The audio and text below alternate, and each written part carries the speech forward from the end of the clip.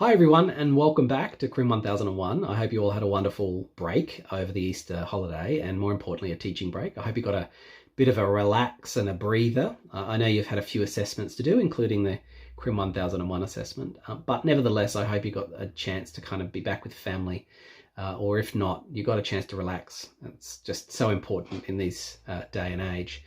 In particular with the COVID-19 crisis happening at the moment. Anyway, what I wanted to do really was just talk to you about the tutorial activities this week and to kind of pose a few questions to you for you to think about before you turn up to your Zoom tutorials. The key being, as I mentioned, and as we've all mentioned, both Emily, Cameron and I, that it is important that you engage with these questions first because we want to make sure that the Zoom tutorials are as productive and as kind of active as we possibly can. And I really want to make the Zoom tutorials more about you doing the talking and telling us a little bit about your perspectives based on your understanding of the information and the theories, rather than necessarily Cameron, Emily or I doing a lot of chatting.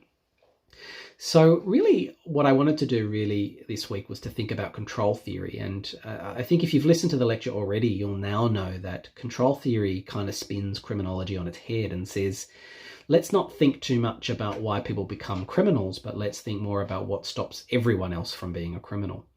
The assumption that criminality is a bit more normal than we might otherwise think, and that we need to understand the structures in our society that prevent people from doing the wrong thing, or that warn them against doing the wrong thing and control their behavior, rather than thinking necessarily about what we might call those positivist ideas that people become offenders as a result of some particular thing that they experience.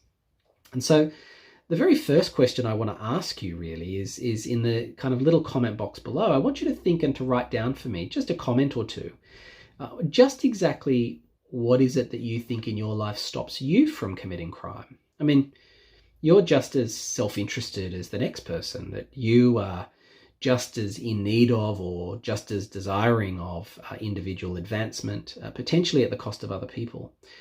There are things I'm sure you want in life that you probably can't have right now and that you wish you could. So what's stopping you from just going out and taking? What's stopping you from just having what you want or doing what you want? I think it's important as control theorists for us to put ourselves as criminologists in the frame and ask ourselves, why are we not more likely to commit crime? Why is it that we don't commit more crime? And more importantly, why is it that we avoid or prevent ourselves from taking advantage of situations, even when we know that those situations will deliver to us a significant personal gain? So your first question is really just to think about your life and what is it that's in your life that stops you from committing a crime? What are you thinking? What's affecting the way you're thinking? And what are the key issues that might prevent you from becoming a criminal?